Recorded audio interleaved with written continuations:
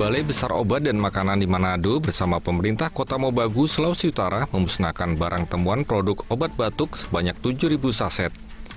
Ribuan obat batuk yang disita berasal dari toko penjual makanan yang menjual obat tidak sesuai dengan kebutuhan.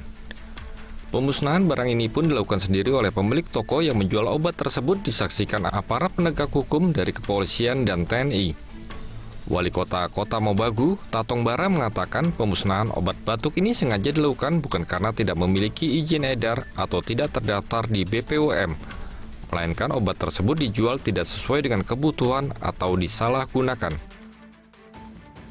Temuan dan ini telah dimusnahkan dan akan dimusnahkan oleh pemilik toko langsung dan disaksikan oleh Tokopedia lengkap, dan ini bagian dari tanggung jawab kita semua termasuk pemerintah untuk mengawasi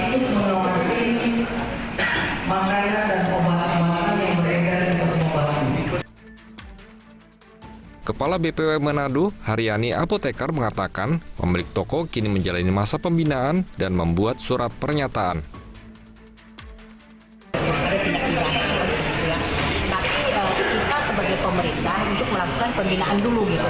Pembinaan terus mereka supaya sesuai dengan jalurnya, sesuai dengan kewenangannya ya, dia izin toko makanan ya jual makanan gitu kan ya.